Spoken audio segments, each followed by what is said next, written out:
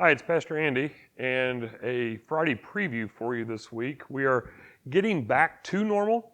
We still have, this Sunday's going to be just a little bit different. We're not going to move ahead in Romans. If you've been tracking with us over the past 8 months, we have been moving little by little through Romans, and we are going to look at Romans today, but we're going to do a review of what we've seen so far. Next week, we will move forward into Romans 8, but the reason I decided to do this, I'm recording this for Super Bowl Sunday, or this week's message will be Super Bowl Sunday, and the church and Super Bowl don't really have anything to do with one another. But when we think about the game this week, there's been a lot of planning that has gone into this game. There's been 2 weeks of prep.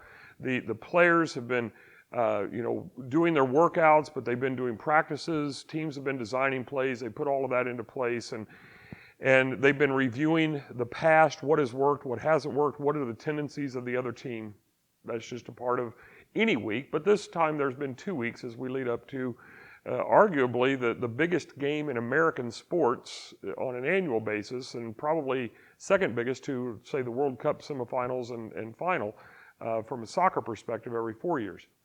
So what's the significance, Andy? Well, the significance is that everything that leads up to the game, within the first 5 minutes could be out the door.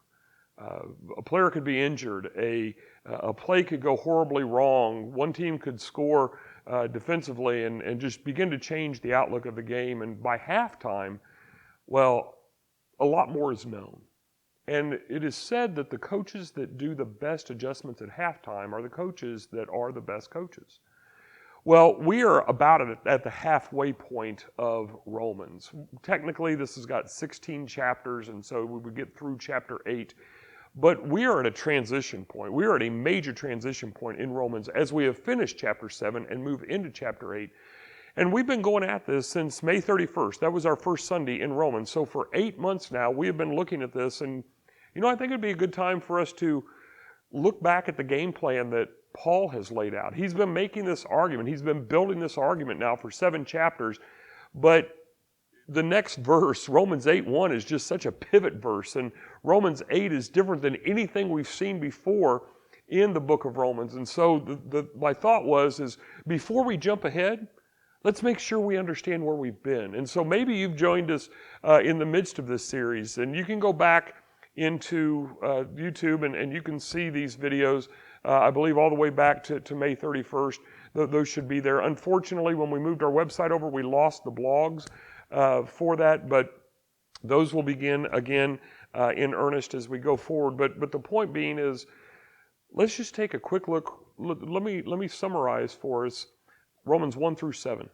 And so that's going to be this week. We're going to dive into Romans 1 through 7 this week in a very short period of time, looking at a few standalone verses, or mentioning a few standalone verses, but all with the intention of, before we move into the second half of Romans, again, let's make sure we understand the playbook so far.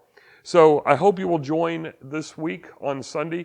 I do want to say now, I'll mention it again in the intro to Sunday's message, because this is a review, so far reviewing what we've done, we are not going to have videos for 1 more week. We will have our daily videos beginning next week as we dive into Romans chapter 8.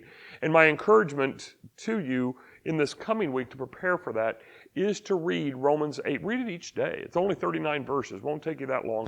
About a little bit more than a page and a half or whatever. But take the time to read that and get that integrated into your soul. It's just a great chapter in the Bible. So I encourage you to do that. The website is almost done. I'll say more about that in our Sunday intro as well. So I hope to see you on Sunday. Again, Romans 1 through 7. Have your Bibles ready for Romans 1. We're going to move quickly. We're not going to cover each part of it, but cover it in generalities. And I hope that'll set us up again for the rest of our time in Romans over the next several months. I'll see you Sunday.